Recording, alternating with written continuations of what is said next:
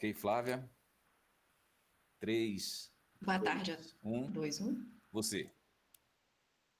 Boa tarde a todos. Saudações agroecológicas. Estamos iniciando a primeira apresentação do Dialogando com a Agroecologia e trazemos hoje Leonardo Melgarejo com o tema Biodiversidade e Resiliência. Leonardo Melgarejo é do Movimento da Ciência Cidadã, do Fórum Gaúcho de Combate aos Impactos Agrotóxicos e hoje vai nos presentear com a sua palestra. Muito obrigada a todos e vamos dar início. Só um adendo antes do Melgarejo começar, tem uma informaçãozinha do Coletivo Acadêmico de Agroecologia, então para os que estão aqui e fazem parte, né? O Coletivo Acadêmico de Agroecologia está em fase de transição de mandato e em breve convocaremos a Assembleia Geral de todo o curso para deliberarmos sobre os assuntos de chapa pro tempore. E por isso o CAA, em vacância, convida todos os estudantes do curso que podem se articular para contribuir com a construção remota do Estatuto do CAA. Então, vamos dar início agora. Bom, boa tarde a todas e todos. Eu não sei se já estou conectado. Flávia, faz um sinal, tu me escuta? Está conectado. Ok, pode Está seguir. conectado. Então, é uma satisfação, uma alegria participar dessa conversa, ajudar a estimular um debate no campo que nos parece o mais relevante do momento a todos nós, porque biodiversidade e resiliência são os fundamentos da agroecologia. E nós estamos vivendo um problema global que decorre da falta de cuidados locais em desprezo desses dois conceitos fundamentais de biodiversidade e resiliência. Então, para falar sobre esse tema, para provocar essa discussão, eu pensei em começarmos uma conversa lá do início, que vai usar a imaginação de cada um.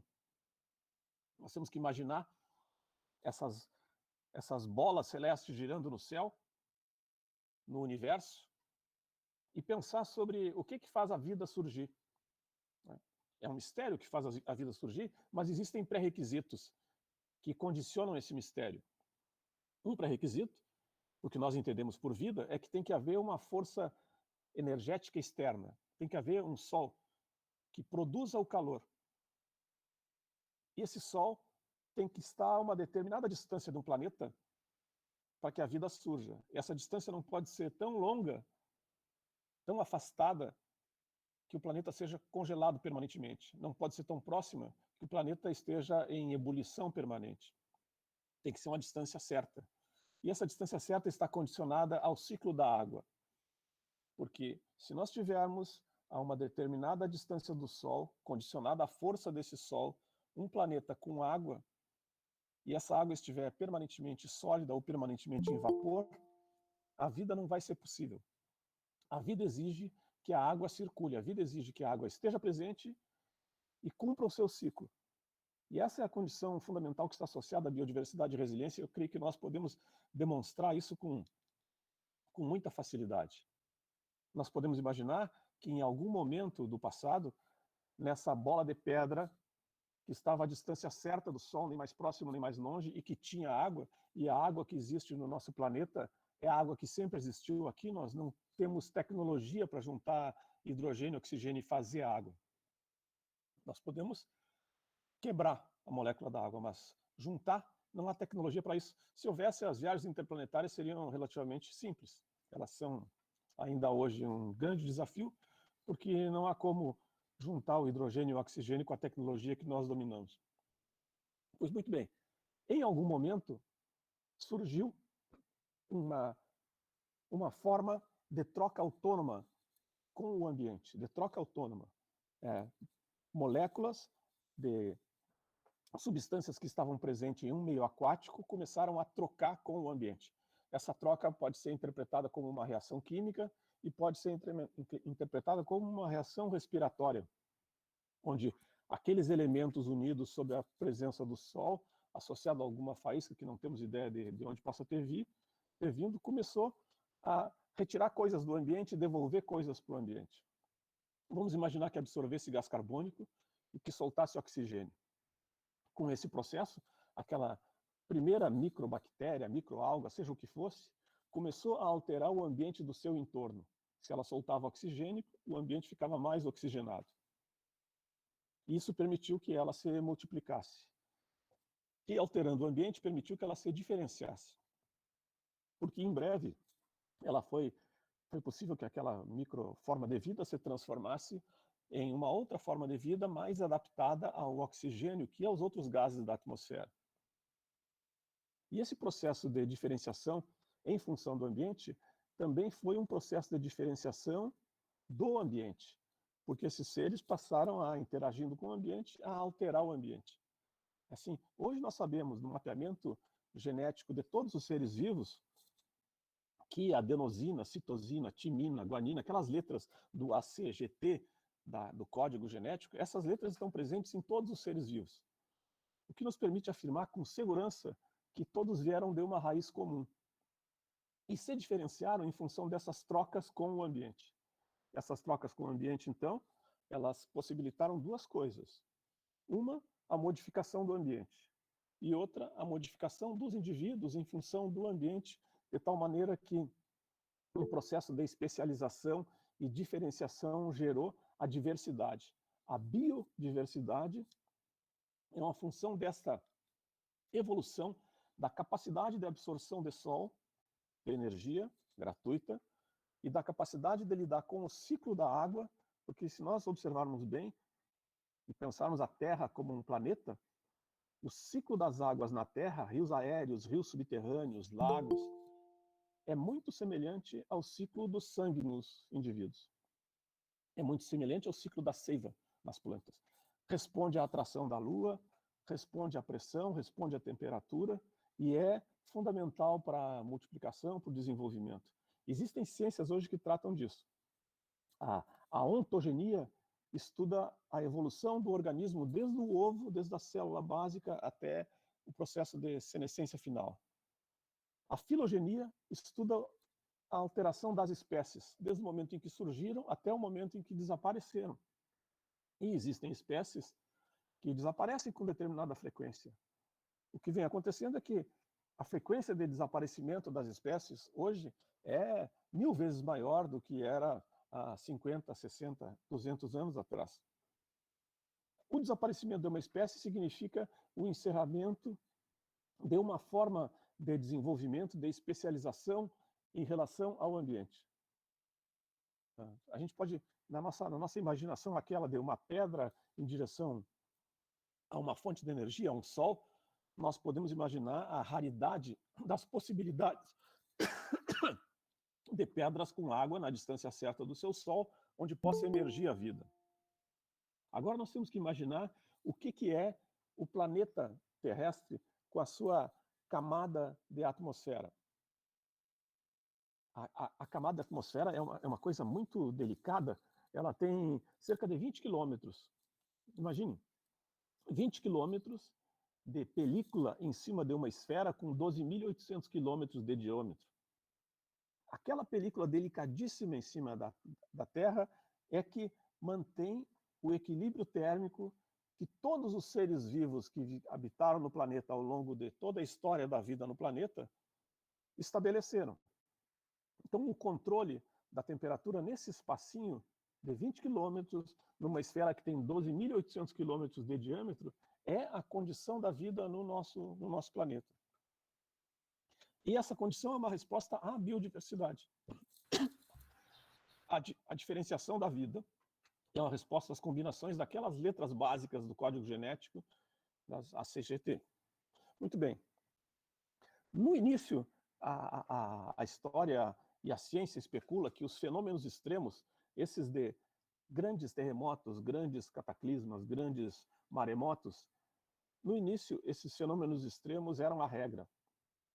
Com o desenvolvimento da vida, com a multiplicação das espécies, com o equilíbrio do ciclo das águas, com o equilíbrio do ciclo da temperatura, chegamos a uma espécie de equilíbrio de relações, onde os fenômenos extremos se tornaram raros. Essa especialização da vida levou a uma especialização de toda a vida, do conjunto, que responde, então, à diversidade que existia. O que acontece é que, no período recente, há uma aceleração na velocidade desses ciclos. Nós imaginamos assim, qualquer um de nós com um filho ou que acompanha a criança, acompanha a temperatura, porque nós sabemos que 1 grau a mais de temperatura implica em febre, e a febre implica em desequilíbrios, e os desequilíbrios têm consequências. Bom, o que vem acontecendo com o planeta é mais ou menos isso. Com 1,5 grau a mais de temperatura, 70% dos corais desaparecem. Com 2 graus de temperatura, 100% dos corais desaparecem. E com isso, se forma uma bola de neve de extinção das outras espécies. Se acredita que nos últimos 10 anos, 40% dos insetos desapareceram. E imagine os insetos como sendo um dos leques de diversificação indispensável para a vida.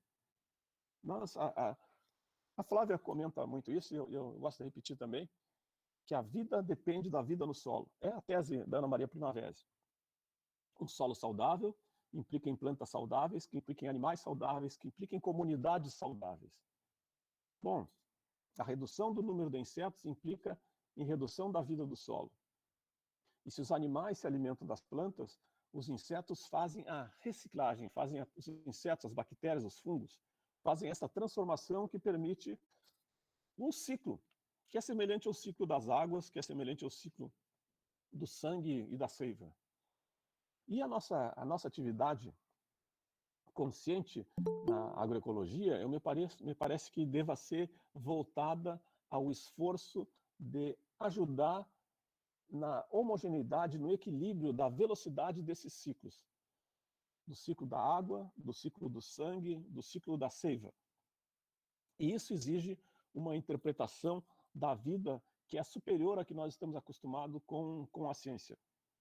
Porque a ideia de que a saúde ela exige uma cadeia de saúde, saúde do solo, saúde da água, saúde das plantas, saúde dos animais, ela com a interpretação moderna, que vai a teoria do caos, que vai...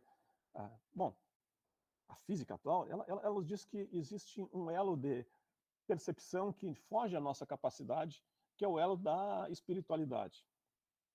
Que os índios entendem que quando caminhando num determinado lugar da floresta, se sentem mais tristes, ou num outro se sentem mais alegres.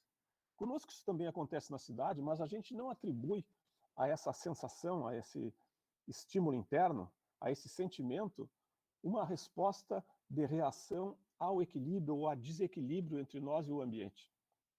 A espiritualidade indígena está mais próxima dessa capacidade de compreensão de que o que está lá no grande, no macro, o ciclo das águas no planeta, se assemelha ao que está dentro de nós, a circulação do sangue. O Ayrton Krenak, que todos nós conhecemos, uma liderança indígena, também um filósofo, e ele é Krenak, e a aldeia Krenak, onde ele nasceu, ficava na margem do Rio Doce, que é aquele rio que morreu quando a barragem estourou em Minas Gerais. E aquela lama vermelha desceu, foi até a beira do mar. Pois a história conta que os indígenas, que quando voltaram, estavam dispersos. Quando a área foi demarcada como reserva indígena, os Krenak voltaram para lá e se estabeleceram na margem do Rio Doce. Estavam em contato com o rio, porque o rio era um deus, o deus Vatu. Quando a barragem estourou e a água começou, e os resíduos começaram a se aproximar, o que a história recente conta é que os indígenas se reuniram e passaram a noite dançando e cantando. Era uma cerimônia fúnebre de despedida do rio. Pela manhã, Vatu tinha morrido. Porque o rio, visto como algo que permite conexões de espiritualidade, ele é muito maior do que o rio visto como um espaço de onde se joga dejetos. O rio visto pelos indígenas é interpretado da forma como eu vinha querendo fazer metáforas, é interpretado como um canal de sangue. Bom, o Schopenhauer, que tem um livro também maravilhoso, ele diz com clareza que os indígenas são parte da vida, são parte da natureza. E os brancos são os outros que não entendem que são parte da natureza e que, portanto, são ameaçadores à natureza. E uma frase muito interessante do início desse livro do Schopenhauer, diz o seguinte: os brancos, eles interpretam que os índios acreditam no impossível, mas na verdade quem acredita no impossível são os brancos. Porque é impossível um processo de globalização que estenda as condições de desenvolvimento que são entendidas como superiores para todos. Porque é impossível deixar de ver uma montanha como algo que traz informações para a vida e achar que você pode substituir ela por um buraco. E tudo que foi retirado da parte de cima da montanha e do buraco virá lixo que é jogado em algum outro lugar. Ele diz assim, essa visão tosca que retira a espiritualidade das relações entre todos os seres é uma ameaça que nós temos que superar. Vou dar outros 2 exemplos que para mim são muito recentes. Participei há 2 dias de uma conversa como essa com o pessoal da AGAPAM, Associação Gaúcha de Proteção ao Ambiente Natural. É uma das mais antigas entidades ambientalistas do Brasil, tem 50 anos. E uma das pessoas que é muito ativa na feira é o Juarez Pereira. O Juarez é um agricultor que vende arroz orgânico na Feira do Bonfim, aqui em Porto Alegre, que é uma feira muito antiga. Porto Alegre tem muitas feiras orgânicas e essa é a mais antiga de todas. Ela é hoje um patrimônio da cidade. Pois o Juarez, ele é um filósofo. Ele encerrou um Congresso Brasileiro de Agroecologia contando a história da vida dele, que é o que eu vou tentar reproduzir agora, porque isso faz um gancho com o raciocínio que eu pretendo desenvolver. O Juarez produzia arroz, aprendeu com o pai e produzia usando as tecnologias normais. E um dia, quando ele voltou para casa, a mulher dele estava grávida, perto do parto ele desmaiou. Levaram ele para o hospital e a mulher também, estressada com aquilo, terminou tendo a filha no mesmo dia em que ele quase morreu no hospital. Então ele conta que quando a filha dele nasceu, ele renasceu. E renasceu com uma visão mais clara a respeito da vida. Ele diz, a luta pela produção orgânica é a luta da luz contra a escuridão. É a luta da vida contra a morte. É a luta da biodiversidade contra a singularidade. Ele diz assim, vejam, eu vejo agora, a minha vida é mais saudável, o meu riacho é mais saudável, e as pessoas que comem o meu grão de arroz, elas estão comendo a energia do sol solidificada, incorporada a um alimento que é saudável. Os meus vizinhos estão levando escondido dentro daquela energia do sol incorporada num alimento que é saudável, elementos da escuridão, que ameaçam a vida deles, que ameaçam a vida dos que consomem, que ameaçam o ciclo das águas e assim por diante. Assim, eu quero chamar a atenção de que essa interpretação simbólica do Juarez é uma interpretação filosófica de alta dimensão, porque ele não fez mestrado e doutorado como vocês. Ele entendeu que tinha que tomar uma posição entre a luta a favor da diversidade e contra a diversidade. O mais magnífico disso, eu até tentei escrever sobre esse assunto no Brasil de Fato. O mais magnífico disso para mim é que eu tinha escutado essa história do Juarez há muito tempo atrás e ela me saltou aos olhos nesse debate da Agapan sobre sobrevivência, porque semana passada eu escutei o Edgar Morin sendo consultado a respeito da pandemia e das opções que a humanidade tem pela frente.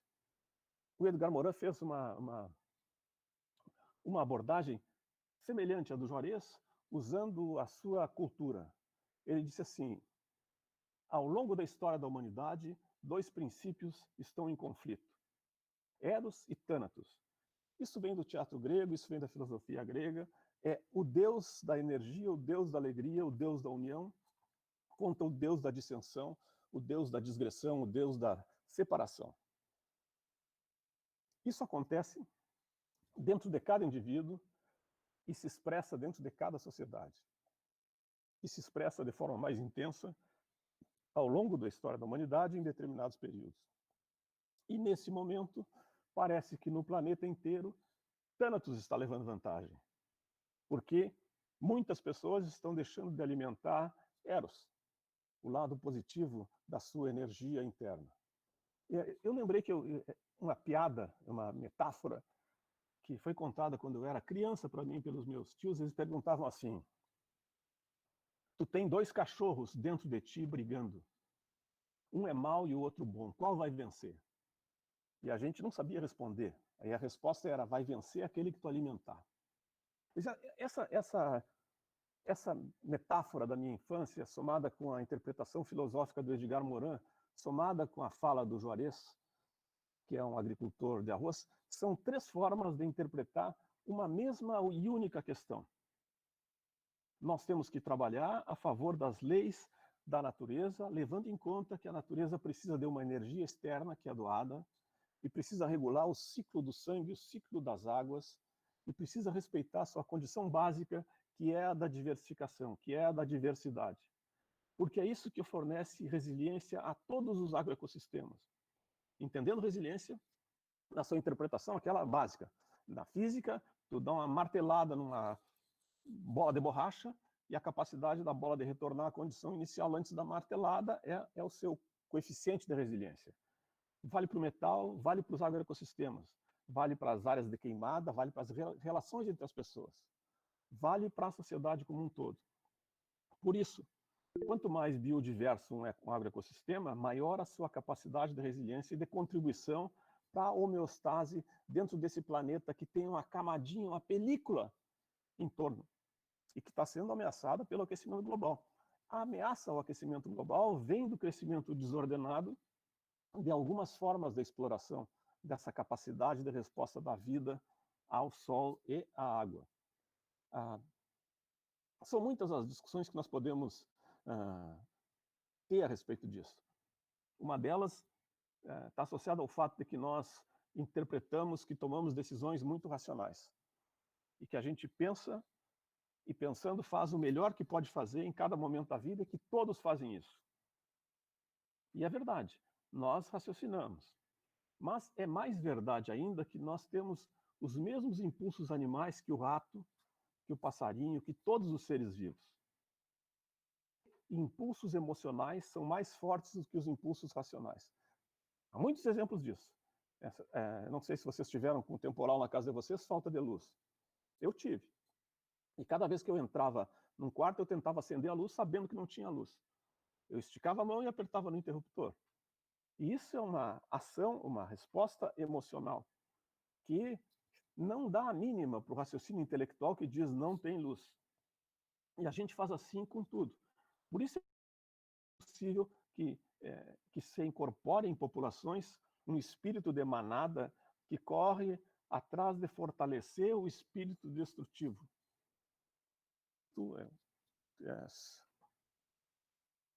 Em metáfora do deus Thanatos. Por isso é possível que exemplos de coisas que nos desagradam sejam associados ao PT, e nós imaginemos que esse processo de desenvolvimento nacional com distribuição de equidade foi, na realidade, um processo de retroação do desenvolvimento. Essa relação nos deve colocar em atenção com relação às possibilidades que nós temos de interpretar o mundo, levando em conta que é nosso compromisso estimular a capacidade de resiliência, o que significa estimular a capacidade de diversidade e o que significa apoiar os diferentes. Uma sociedade forte é, assim como uma floresta forte, aquela em que os vários diferentes interagem entre si. Os vários tipos de religião, os vários tipos de manifestação sexual, os vários tipos de leitura, os vários tipos de música. A uniformidade enfraquece. Assim como a uniformidade enfraquece o bioma cerrado quando ele é transformado numa grande lavoura de soja. Assim como enfraquece o bioma amazônico. Isso, essa uniformização vem trazendo a crise nessa pequena camada atmosférica que nós temos sobre o nosso planeta. A gente pode verificar que a maior parte das grandes epidemias, das grandes doenças que afetam a humanidade, são zoonoses, são doenças que vieram dos animais. A Ebola, Covid, SARS-CoV, né? Todas essas doenças, em algum momento, elas passaram por um processo de adaptação, de mecanismos de convívio entre organismos que estavam em equilíbrio no seu ambiente selvagem. A destruição da floresta faz com que o vírus, ou algum vírus que só existe para se reproduzir, que não é um ser vivo, mas que é um comando genético que se insere numa célula, e uma vez dentro de uma célula viva, ele transfere uma informação para essa célula que a obriga a produzir outros seres igual a ele. E nesse processo, extravasa para uma outra célula, extravasa para um outro órgão, extravasa para um outro organismo, e assim vai se multiplicando. Então, vírus que estavam em equilíbrios com seus hospedeiros no meio selvagem, no meio biodiverso, foram obrigados a migrar para meios mais homogeneizados, como o nosso. E no nosso meio encontraram uma transformação que é difícil até de entender. Mas hoje eu tive a oportunidade de anotar que 96% da população, ou do volume de animais mamíferos que existe no planeta, ou é gente, ou é comida de gente. Criações confinadas para consumo. E essa população brutal, eles falam em... tinha um número aqui que nós... 340 milhões de toneladas de carne por ano, uma estimação de 80 bilhões de animais abatidos por ano. Esses animais são criados até a adolescência, em cativeiro, em campos de concentração. E como são super amontoados, eles têm um sistema imunológico muito fraco. Também são alimentados com muita porcaria, basicamente soja e milho transgênico com muitos antibióticos, com muitos remédios. Eles têm um sistema imunológico fraco e eles são o primeiro degrau para esses vírus, para essas bactérias, para essas moléstias que fogem do ambiente degradado, ou pela queimada, ou pelo avanço da soja, ou pelo que seja, por uma barragem que explodiu. E buscam onde se reproduzir e encontram essas vítimas, essas primeiras vítimas, que são os animais em cativeiro. O porco é muito parecido conosco, é tão parecido que é possível transferir um rim de um porco para um ser humano. O porco é um hospedeiro natural, é uma passagem natural de uma moléstia contida no ambiente selvagem, no ambiente biodiverso, para a humanidade. Hoje se afirma que a Covid é, de fato, um grande problema, mas mais do que isso, ela é um sinal. E ela é um sinal de avanço no sentido da grande epidemia que vai acontecer quando uma moléstia de alta capacidade de transmissão, como a Covid, incorporar a capacidade de rápida mortalidade, como a varíola, como a cólera.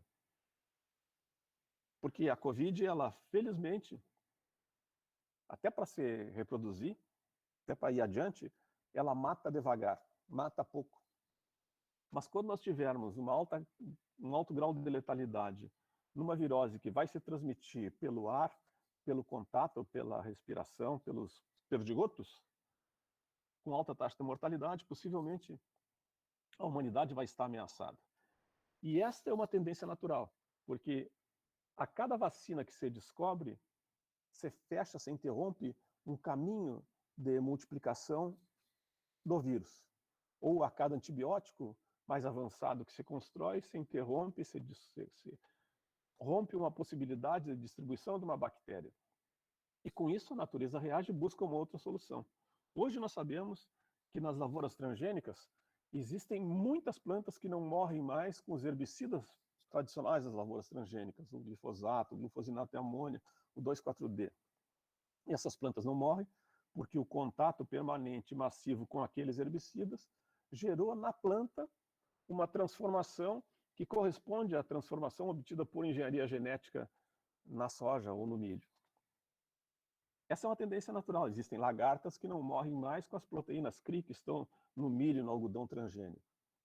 Pois esse processo é um processo de seleção negativa sob nosso ponto de vista, porque ele gera moléstias, gera pragas, gera indivíduos mais robustos do que os anteriores. E essa é uma resposta à descontinuidade da biodiversidade e é uma resposta que ameaça a resiliência dos agroecossistemas. Porque para se manter em busca da sua resiliência, estes seres, estes vírus, esses organismos se transformam para adaptação, para sua adaptação no novo ambiente. Quando a gente, nos nossos primeiros estudos de genética, as leis de Mendel, nós tínhamos como claro que determinadas características do pai, incorporadas com determinadas características da mãe, tinham uma determinada probabilidade de representação na próxima geração. Isso foi entendido como basilar, a ponto de que quando a engenharia genética começou a se desenvolver, se acreditava que um gene era uma informação absoluta e que o gene era passado de pais para filhos, levando características com eventuais transformações. Hoje você sabe que não é assim. Hoje você sabe que o gene não é algo contínuo, não é algo único, não é algo imutável. Os genes trocam de lugar, chamam de transposões.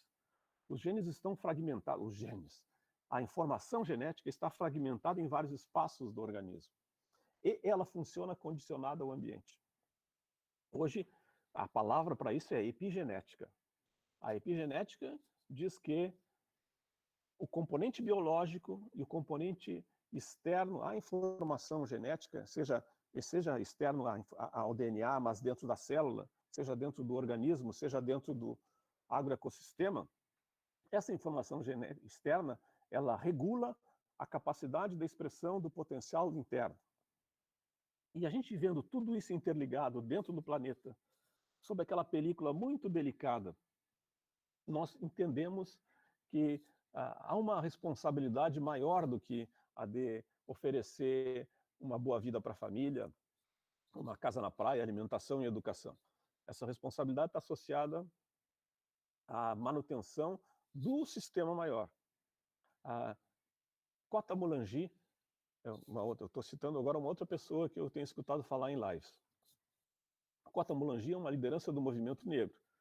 Ela tem uma graduação ritual que eu não sei reproduzir qual é, mas ela é uma das principais pessoas do Fórum Nacional de Segurança e Soberania Alimentar e Nutricional dos Povos Tradicionais de Matriz Africana. Pois ela disse numa dessas lives que eu escutei uma coisa que vou reproduzir para vocês agora, que para mim é de profundo significado.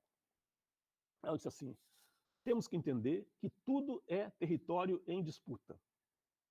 Ela estava falando das áreas dos quilombos, ela estava falando da necessidade das pessoas respeitarem a forma de alimentação tradicional, os sacrifícios rituais. Mas ela estava dizendo mais do que isso. Ela estava dizendo para nós que o conceito de agroecologia é um território em disputa. Esses espaços de comunicação que nós estamos ocupando são territórios em disputa. A capacidade de resiliência dos agroecossistemas, ela vai responder ao espírito destrutivo do presidente Bolsonaro e a sua turma, ou ao espírito construtivo do grupo da agroecologia. Uma capacidade, uma forma de resiliência vai ser estabelecida. E ela vai responder àqueles frames cognitivos que vão definir compromissos associados a ideias e a sentimentos. O nosso sentimento, eu imagino que deva ser claramente de responsabilidade com relação a esses ciclos. Uma última citação, eu estou meio perdido no tempo aqui, já disse 4 isso atrás. Uma última citação, então, antes de abrir para o debate, é um poema do Tiago de Mello. Também uma coisa dessa que eu tenho escutado. A gente preso em cativeiro, participando dessas lives, termina tendo uma possibilidade de enriquecimento muito grande, porque escuta pessoas e depois repete para outros, e outros repetem para outros, e assim vai. Uma das lives alguém citou do Tiago de Mello uma frase que para mim deve valer para as pessoas que foram enganadas a votar no Bolsonaro, assim como vale para nós. A frase diz que o que nos diferencia não é o caminho que nós estamos. Esse caminho é o mesmo para todos. O que nos diferencia é a forma como a gente se propõe a avançar nesse caminho. E essa forma deve ser condicionada à visão que nós temos de futuro. De futuro. Porque essa estabilidade, essa homeostase do agroecossistema vai depender do que nós fazemos. Aquela menina, essa é uma lição que a minha filha me trouxe. Aquela menina, a Greta, ela conseguiu o espaço que conseguiu internacional em defesa do planeta, porque ela dizia o seguinte: vocês estão acabando com a minha possibilidade de vida. Não é uma questão de estar preocupado com as próximas gerações, é com essa geração. O que o meu pai faz ou deixa de fazer impede que eu possa, daqui a 10 anos, ter a vida que a minha mãe teve, que ele teve. É uma questão muito urgente e de presente essa questão da crise planetária. E, bom, é isso. A capacidade de resiliência depende da biodiversidade, que depende do equilíbrio entre as relações, que depende da compreensão de que não importa o tamanho da árvore, o número da árvore, todas elas são a floresta. No subterrâneo do solo, as raízes se tocam e se confundem. Existe um espaço gelatinoso que faz parte de raízes de plantas diferentes, que não é possível determinar a que planta pertence, porque pertence às duas, porque pertence à floresta, porque pertence ao organismo inteiro. Existem estudos que mostram que quando o fogo começa numa parte de algumas florestas, as plantas da outra parte, do outro extremo, começam a fechar os estômagos, porque há uma interconexão que pode ser interpretada se nós agregarmos um valor de espiritualidade a tudo isso que nós entendemos como uma ciência baseada em estatutos, em parâmetros. Bom, a agroecologia supera isso. A agroecologia aceita o valor da espiritualidade, aceita o valor do tempo como uma variável e aceita que o que importa são os princípios. E que os princípios que nos guiam são condicionados ao agroecossistema. Eles aceitam essa informação externa que a biologia agora chama de epigenética. E nos coloca uma obrigação, que é uma obrigação de trabalhar a favor da vida, que significa a favor da biodiversidade, contra a simplificação, que significa contra a guerra contra a natureza, contra os agrotóxicos, contra os transgênicos, porque só assim a gente vai fomentar e estimular a resiliência do planeta, que depende da resiliência de todos os agroecossistemas. Parece que a palavra nova que vem por aí é glocalização, porque está claro, como dizia o Schopenhauer, que o homem branco é maluco se pensa que a globalização é possível. Não é possível, porque os diferentes agroecossistemas exigem diferentes formas de vidas e relações. O que vai ser possível vai ser cada grupo cuidando do seu quadrado, de forma respeitosa a esses ciclos, e a localização vai ser um processo de integração das várias formas de trato e cuidado com a resiliência dos vários lugares diferenciados entre si. A riqueza está na singularidade. Essa é a minha proposta de provocação, e eu repassei algumas imagens para a doutora Flávia, que ficam à disposição, porque imagino que possam ajudar a retomar esse contato. Muito obrigado pela oportunidade. Nós que agradecemos, Melgarejo. Foi um banho aqui, eu vi um pessoal tá dizendo assim, meu Deus, a humanidade vai sofrer muito mais. O professor Daniel fez uma pergunta, só que pelo que eu percebo, nós somos poucos aqui, e acho que fica melhor do que eu falar, transmitir a pergunta de alguém, acho que as pessoas possam tirar tempo, né, Melgarejo, das pessoas se manifestarem, somos poucos, somos 31. Ótimo, uma boa Quem conversa. quiser, se manifeste, e aí pergunta diretamente, acho que fica um bate-papo, acho que fica... Se formos muitos, fica complicado, a gente vai ter que reunir as perguntas, mas acho que aqui, nesse contexto que a gente está de hoje, acho que dá para perguntar para ele. O que vocês acham? Eu acho bom, quero escutar os outros também. Pronto, gente, está aberto. Então, boa tarde a todos, para quem eu não tinha desejado boa tarde. Melgarejo, eu achei muito interessante a parte que você comentou sobre espiritualidade. E o que a gente está vendo? Que está se relembrando, né? Está vendo que o indígena, a relação, isso a gente já sabe há muito tempo, natureza do que nós. E quando você falou sobre o que eles fizeram na morte do rio, né?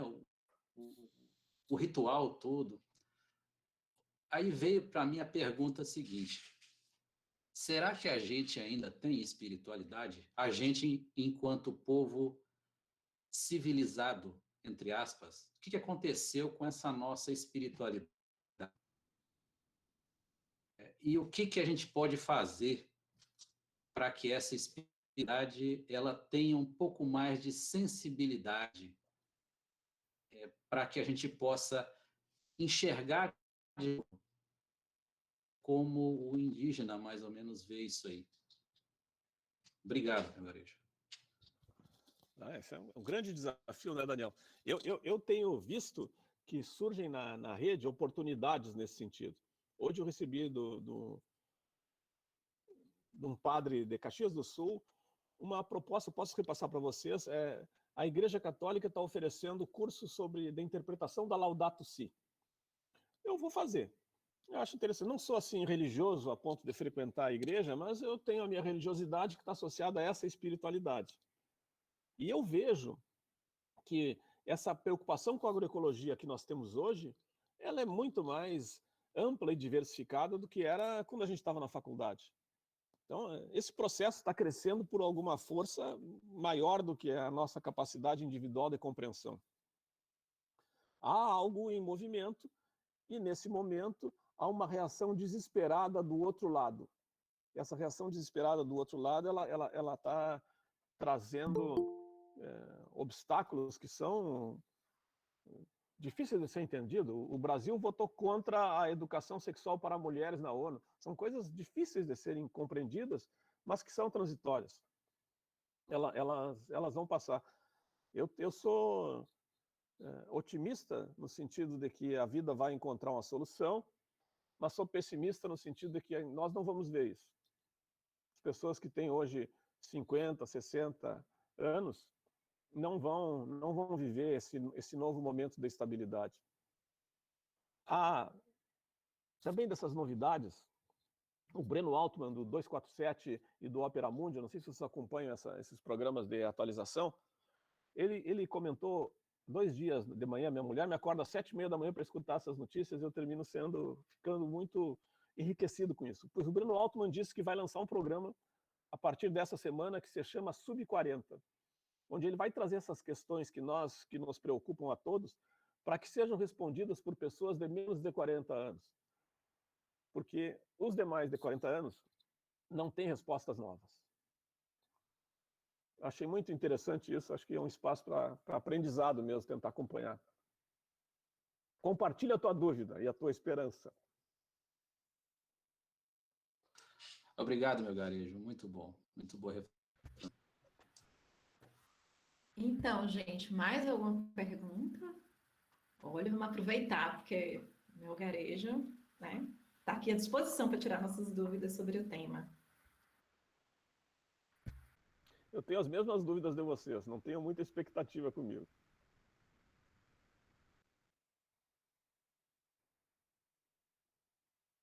Acho que a Flávia caiu. Então... Tô aqui. É que por conta dessas quedas, não tem mais ninguém, tem nenhum questionamento a fazer.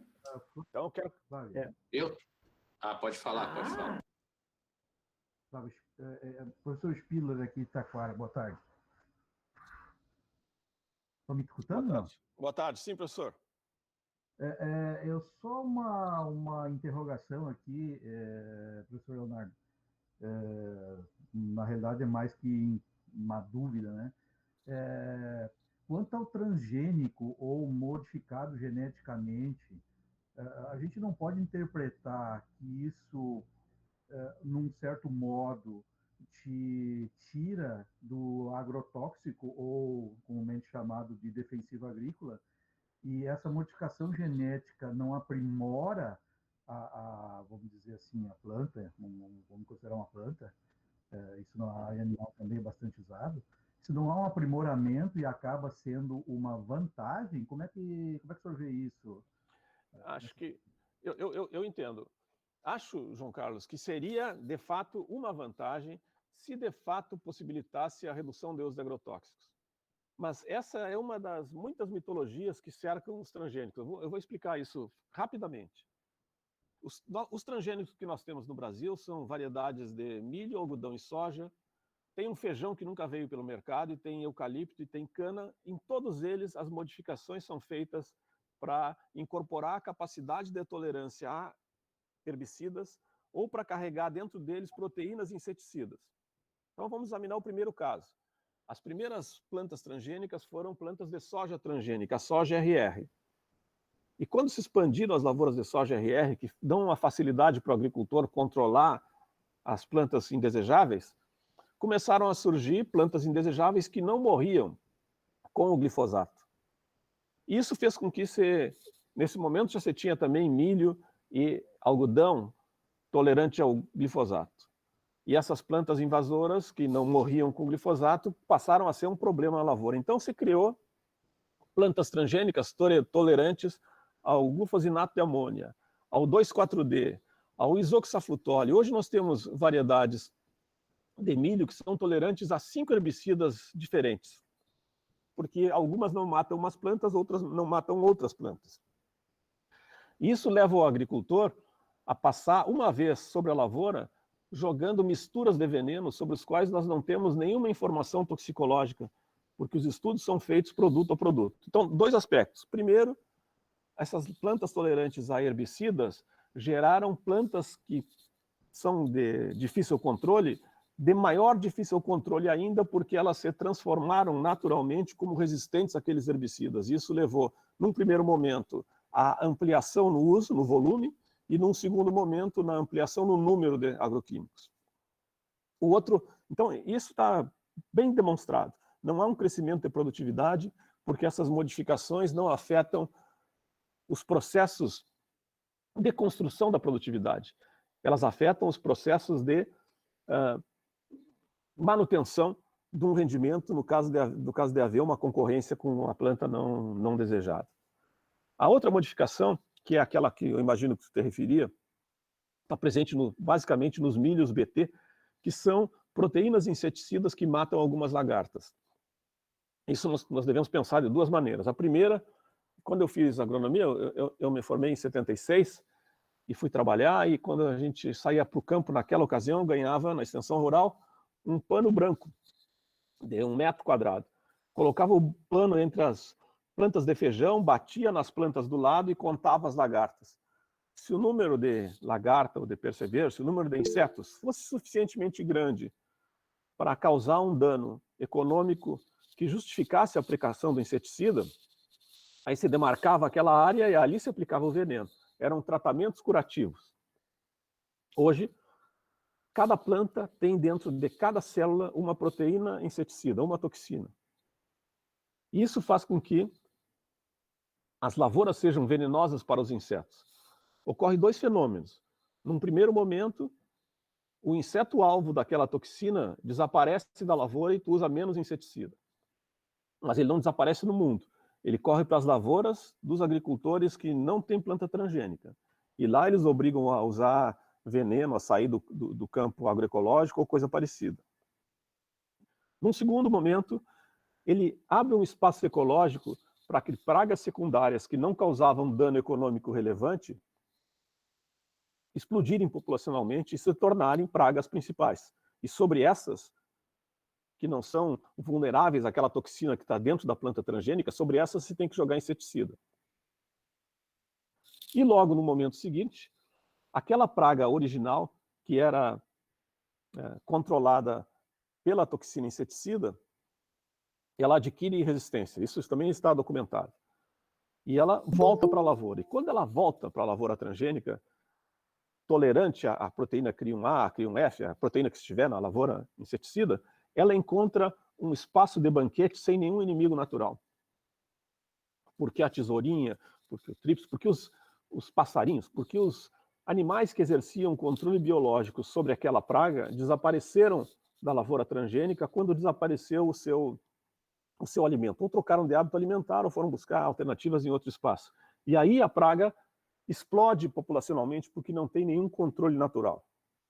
E isso obriga a um uso de inseticida. Então, nesse momento, tu passa a aplicar inseticida sobre uma planta que tem dentro dela inseticida.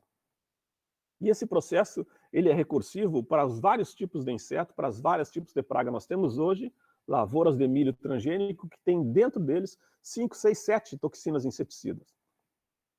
É óbvio que isso obriga a semente a ser mais cara.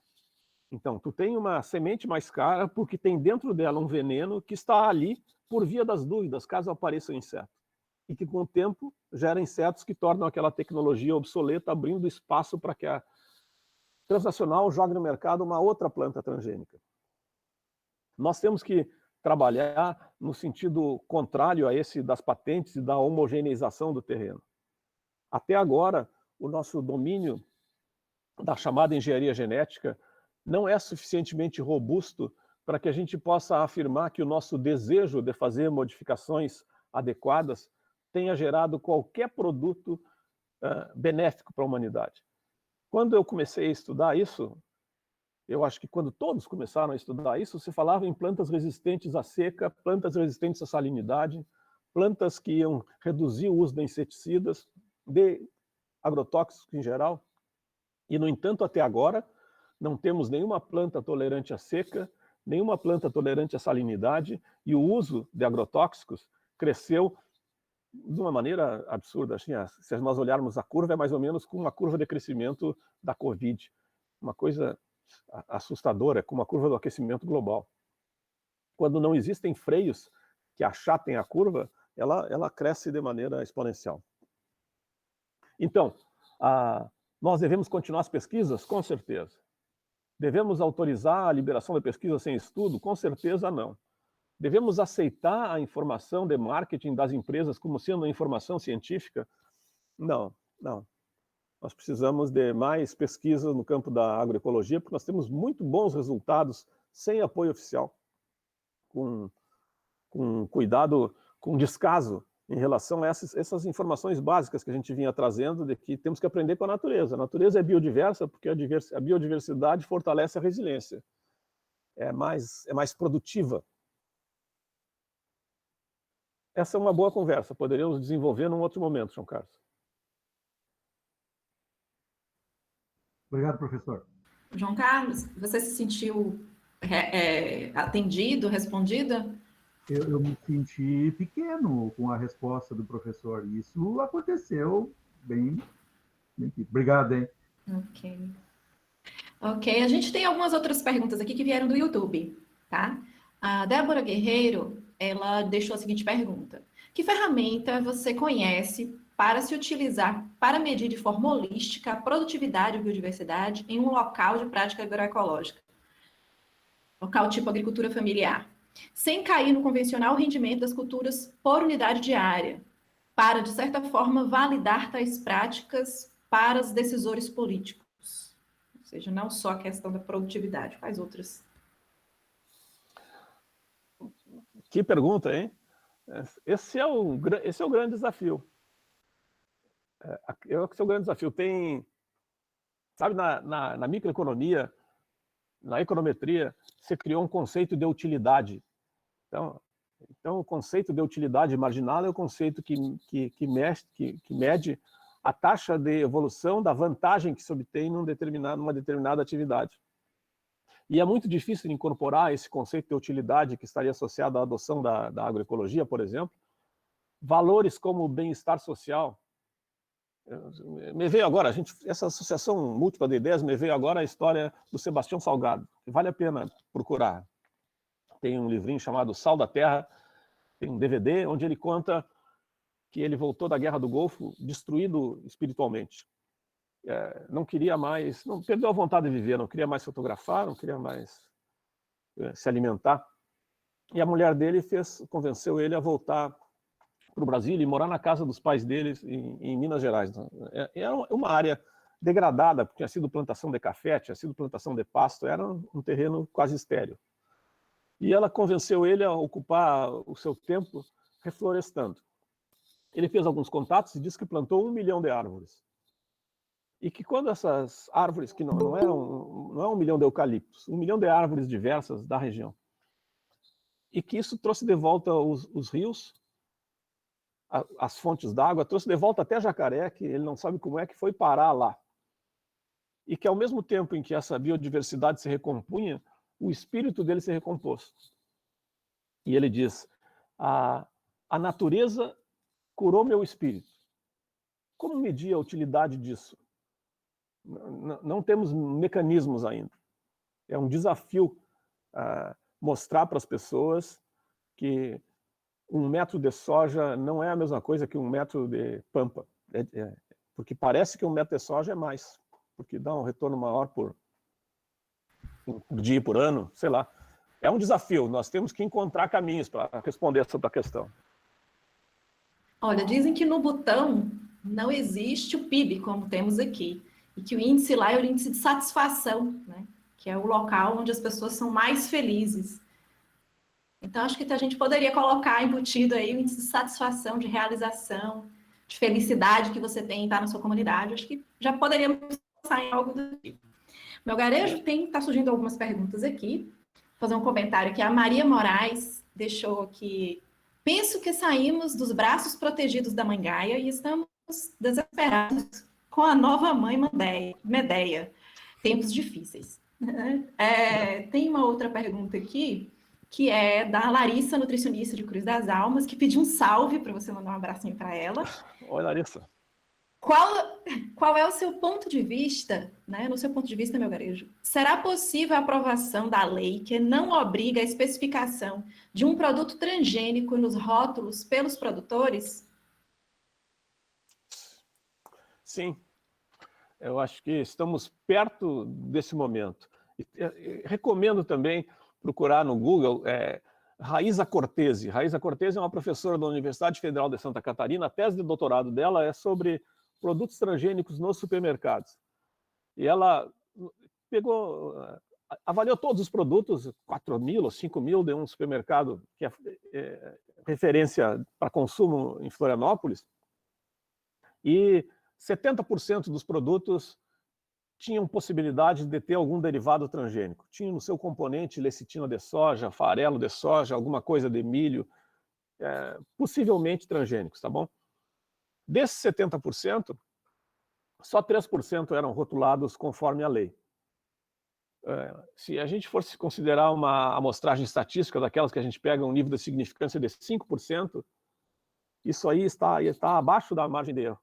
Significa que rotular 3% é a mesma coisa que não rotular nada. Portanto, a lei vale, mas não está sendo cumprida. Eles querem mudar essa lei só para eliminar as possibilidades de rastreio, eu creio, porque ela não vem sendo cumprida e vai ser, acredito que infelizmente, vai ser aprovada a liberação total dos produtos derivados de transgênicos no Brasil. O que nós já temos de concreto é que a transgenia não cumpriu sua promessa, mas já está numa fase de deciclo, de queda da engenharia genética. Os novos mecanismos agora falam em edição gênica.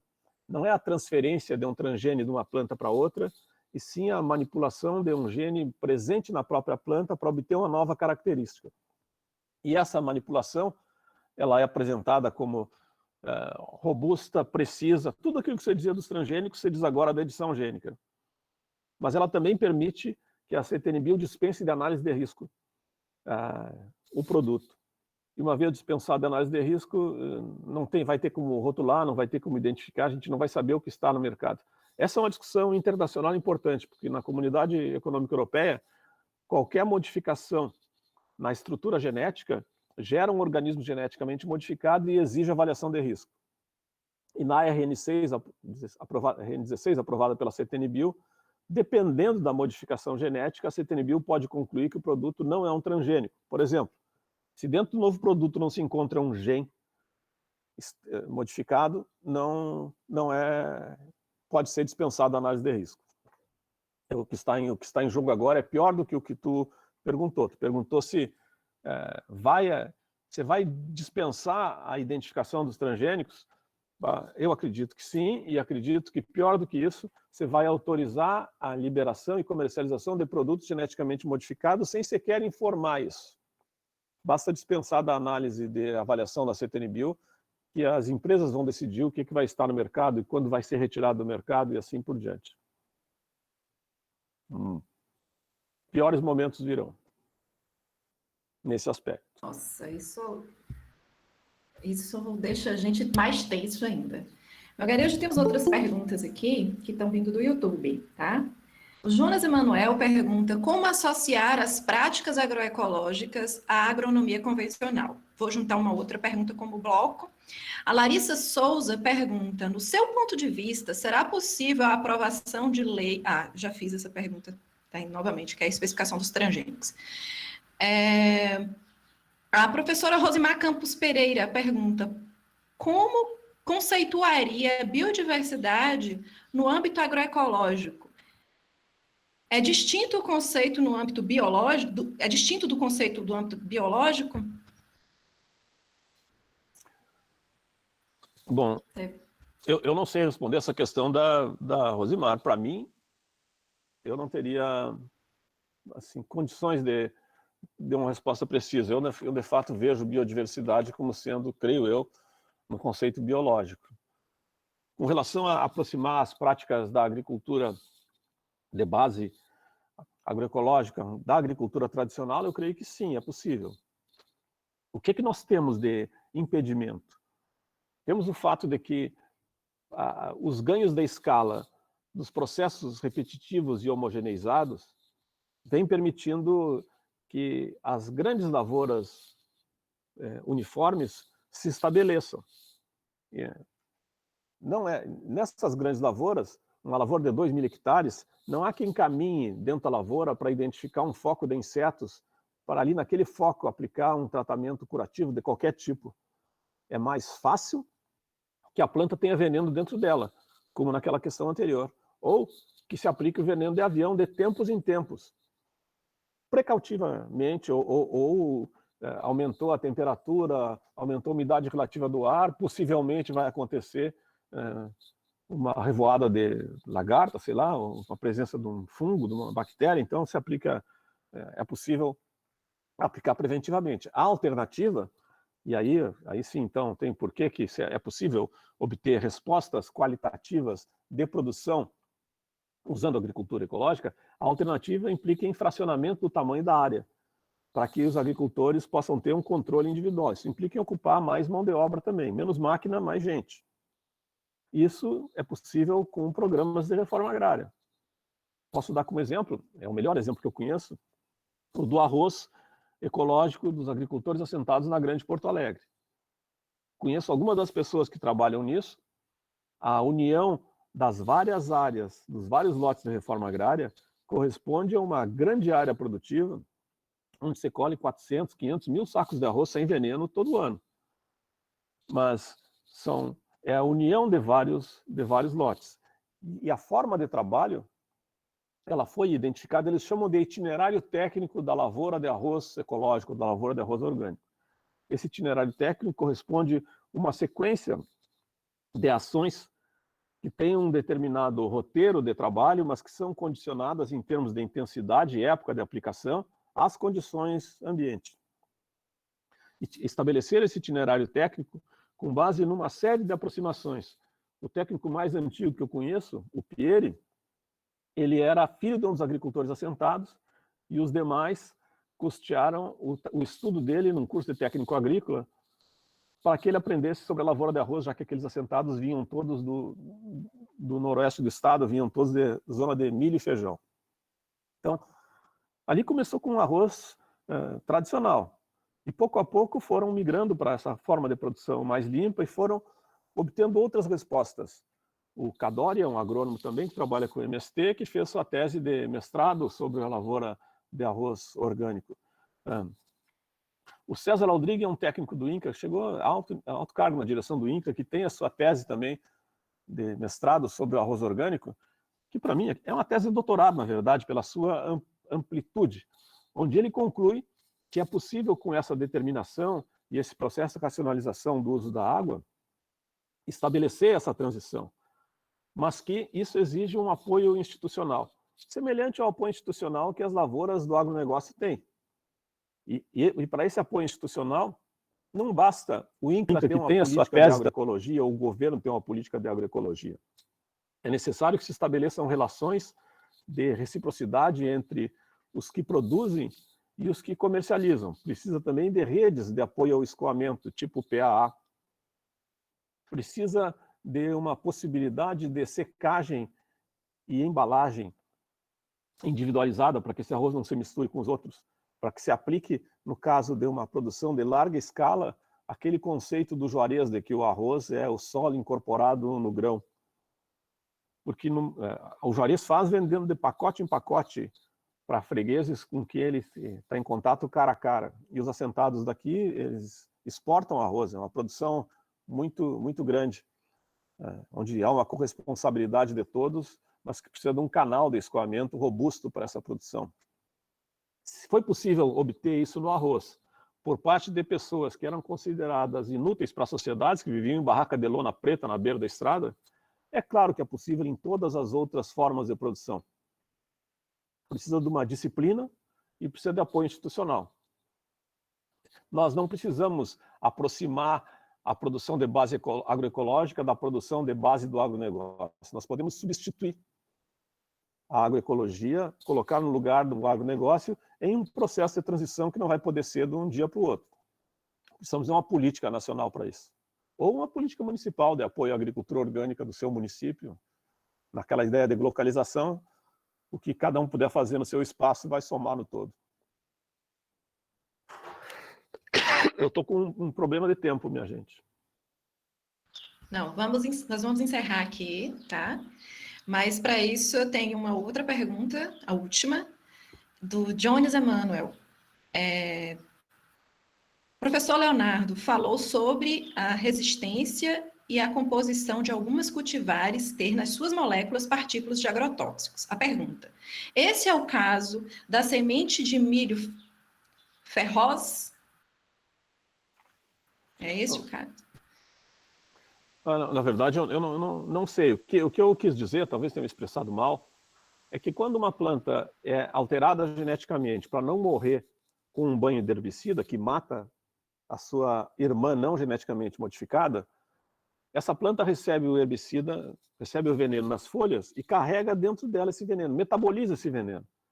E essa metabolização faz com que ela incorpore metabólitos do veneno na sua circulação, vai parar no grão, vai parar no pólen.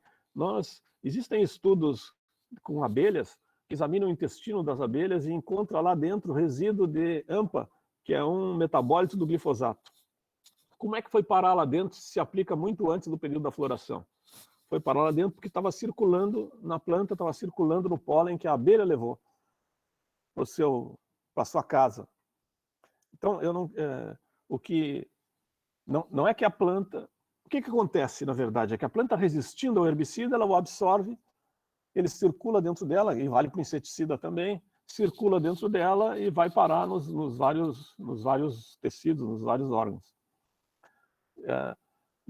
A planta inseticida, eu me referi a uma planta geneticamente modificada para expressar nas suas células uma proteína inseticida. Existem vários tipos dessas proteínas, mas elas não são um inseticida químico do tipo folidol. Elas são um inseticida biológico, que é gerado na planta. Gerado na planta simulando o mesmo inseticida biológico gerado numa bactéria. Essa é a questão. Sob o ponto de vista da planta, mata o inseto, por isso inseticida, mas não é um inseticida químico gerado em laboratório. Eu gostaria de aproveitar aqui para finalizar a fala do professor Melgarejo, Leonardo Melgarejo. Tem mais alguém que está com a gente ao vivo aqui, que quer perguntar? Ou a gente pode... Porque as perguntas do YouTube a gente já encerrou. Tem mais alguém que quer se manifestar? Porque realmente o professor Leonardo Melgarejo, ele tem um tempo agora, porque ele vai entrar em outra live, que inclusive ele convida todos nós a fazer parte. Aí eu peço para que o Melgarejo divulgue essa partezinha aí da palestra, da próxima. A Brasil, de fato, e a Rede Soberania, o desenvolvimento da ciência cidadã, dessa ciência mais preocupada com o desenvolvimento humano, às quintas-feiras, às 5 da tarde, uma quinta-feira sim, uma quinta-feira não, debates que envolvem os conceitos, a integração entre os conceitos de ética. E hoje vai falar a Marijane Lisboa, é uma socióloga, professora da PUC, que vai tratar sobre sobre esses temas, sobre sociologia, ciência e ética. Na rede Brasil de Fato, Rede Soberania. A doutora Flávia tem aí o link de acesso que eu não sei decora, que eu passei para ela e ela pode passar para vocês de alguma forma. Vou passar para todo mundo. Acho que eu já até passei para a professora Tatiana para ir repassando para os demais. E se puderem colocar aqui já no Google Meet, vai ser bom. Gente, finalizando, a gente tem 2 informes, né? Um é do Coletivo Acadêmico de Agroecologia, né? O Coletivo Acadêmico de Agroecologia está em fase de transição de mandato e em breve convocaremos a Assembleia Geral do curso para deliberarmos sobre os assuntos da chapa pro tempore. E por isso, o CAA em vacância convida todos os estudantes do curso que podem se articular, contribuir para uma construção remota do Estatuto do CAA. O link vai ficar disponível na plataforma aqui do Google Meet. E o segundo informe é que, assim, a brincadeira foi tão boa de trazer um convidado para falar para a nossa comunidade da UFRB sobre temas relacionados à agroecologia, que nós teremos a segunda live do projeto Dialogando com a Agroecologia. Esse próximo encontro será no dia 23/7, também às 15h30, com o tema Desafios Epistemológicos em Agroecologia. Teremos nessa segunda live 2 palestrantes, que é o professor Franklin Plesma de Carvalho, que é engenheiro agrônomo, mestre em Ciências Sociais, doutor em Antropologia e professor de Agroecologia do curso de Licenciatura em Educação do Campo aqui da UFRB. Tem um currículo amplo também, e temos a outra palestrante é a professora Rosi de Oliveira, que também é professora da UFRB, que é mestre em Ciência Política, doutora em Antropologia, professora de Antropologia e Sociologia aqui da UFRB e membro permanente do Programa de Pós-Graduação, pela sigla não identifiquei o que é, mas do CAL, UFRB. É isso, né? Nós temos 2 informes, e o terceiro é esse convite que o Leonardo Melgarejo deixa para a gente dessa próxima live, que ele vai sair dessa e já vai entrar numa segunda como participante, né? Ele não vai ser exatamente palestrante, mas como participante. O link vai ficar disponível também para vocês, quem quiser ter o acesso. A gente vai colocar aqui eu não, viu? Alguém, que eu não sei quem, dos nossos parceiros aqui, que estão, assim, colaborando, vão colocar aqui para a gente no Google Meet, para que tenhamos acesso a essa próxima live, que eu acho que também é enriquecedora. Leonardo, uma vez pela sua participação, é sempre muito enriquecedor ter você, conversar com você, a gente aprende bastante, né? Você reúne muitos conhecimentos em poucas palavras, e deixa esse sentimento de gratidão. Se alguém aqui ainda quiser fazer alguma pergunta, acho que ainda dá tempo para mais uma, né? Porque acho que você já tem que sair. O meu e-mail e meu zap estão à disposição, a gente pode conversar uma outra ocasião também. Ótimo. Então, quero agradecer essa oportunidade, pedir ao João Carlos Spindler desculpa se ele de alguma forma se sentiu agredido, não foi minha intenção. Muito obrigado a todos. Professor. Alô? Sim, alô? Não, agredido em absoluto, eu fiquei lisonjeado e quando eu falei em pequeno é que o meu conhecimento se ampliou, não, absolutamente, não tem nenhuma, tá? Obrigado. Que bom, obrigado. Nada. Então, até logo a todos, foi um prazer. Gente, muito obrigada. Obrigada a todos. Né? Foi um momento muito enriquecedor. E esse momento, essa nossa fala vai ficar disponível no YouTube. Então, quem quiser depois, quem gostou e quiser divulgar, repassar para amigos, eu acho que fica um bom convite. Muito obrigada. Grande abraço. Até a próxima. Até a próxima. Ok, estamos fora do ar.